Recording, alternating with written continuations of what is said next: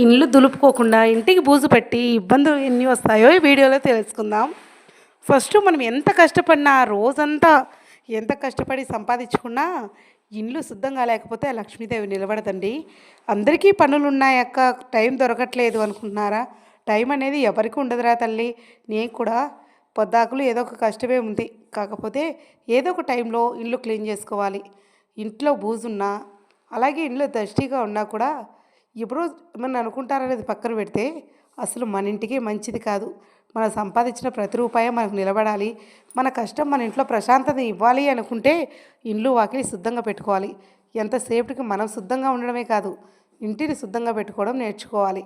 ముఖ్యంగా ఆడపిల్లలకు నేర్చుకోవాలి. ఇల్లంతా చాలా మెస్ అయిపోయింది. ఎందుకంటారా, ఈరోజు మా ఇంట్లో కరెంటు వైరింగ్ చేయించాడు చూడండి. వారమైంది అంతే క్లీన్ చేసి, వారానికి తీసి నేను లాకర్లో సర్దును. మా వారు మా అత్తమ్మ చిన్న పిల్లల కన్నా దారుణం. మా ఇంట్లో చిన్న పిల్లలు కూడా లేకపోయినా కూడా ఇల్లంతా ఎలా దర్శిగా చేసి పెడతారో. నాకైతే కొంచెం నీట్గా ఉండడమే ఇష్టము. కానీ అప్పుడు కొంచెం పనులు ఎక్కువ ఉన్నాయని డల్ అయిపోయినప్పటికీ ఒక బాబాయ్ స్వామి చెప్పాడు, ఇల్లు ఎంత శుద్ధంగా ఉంటే, ఇల్లాలు ఎంత నిమ్మలంగా ఉంటే ఆ సంసారం బాగుపడుతుందమ్మా.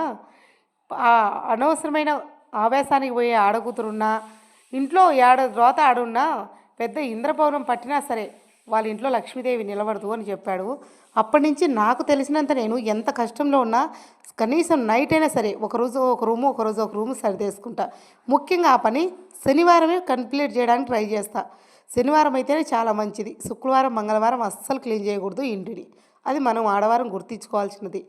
ఇప్పుడు లక్ష్మీదేవి అయితే నేను ఇందాక కళ్ళద్దుకున్నదైతే లక్ష్మీదేవి అప్పుడొక రూపాయి తీసుకొచ్చి ఆ డబ్బాలో వేసినా ఎంత 1/4 కిలో చిల్లర ఉంటుంది. అది మిగిలించుకునే అదానం అంటారు కదా, అలాగనమాట. అది తీస్తూ పోతే ఎన్నో రోజులు పట్టదు. పెద్ద కొండ అయినా 3 రోజులు తరిగిపోతుంది. అట్లా 1 రూపాయి మిగలాలంటే ఇంటికి ఖచ్చితంగా నీట్గా పెట్టుకోవాలి. అది ఆడవాళ్ళ హక్కు. ఈ బొమ్మలు అయితే షోకేస్లోని పెద్ద బొమ్మలు సర్దనండి. ఎందుకంటే నాకున్న టయానికి బొమ్మలు అన్నీ దుమ్ము పెట్టి రోత పెట్టిపోతాయి.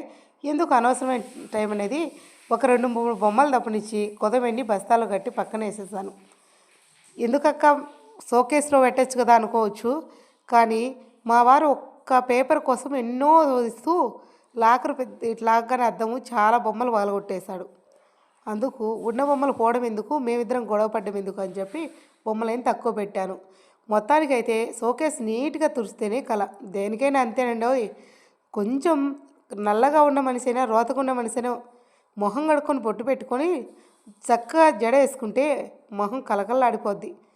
ఫస్ట్ ఇల్లు బూత్ దులిపినాక గుళ్ళన్నీ సర్దుకోవాలి. గుళ్ళన్నీ సర్దుకున్న తర్వాతే ఇంట్లో ఎక్కడ ఏ మూల ఏ కసువు లేకుండా నీట్గా దోసుకొని రావాలి ఫ్రెండ్స్. అలా దోసుకొని వచ్చేది చాలా మంచిది. దులిపిన బూజు కింద ఏ పక్క ఉన్నా కూడా అది మంచిది కాదనమాట. శనివారం ఇలా చేయడం వల్ల చాలా వరకు ఇంటికి మంచి జరుగుతుందని నేను నమ్ముతున్నాను. ఎందుకంటే బాబుని వాళ్ళు చక్కగా చెప్తారండి. అన్నీ తెలిసిన వాళ్ళు ఏ మాట చెప్పినా ఖచ్చితంగా మనం పాటించడానికి ట్రై చేయాలి. అవన్నీ కసువులన్నీ నీట్గా కొట్టాక వెంటనే బండలు దుడిచేసుకోవాలి. ఇది మాత్రం ఖచ్చితంగా అండి.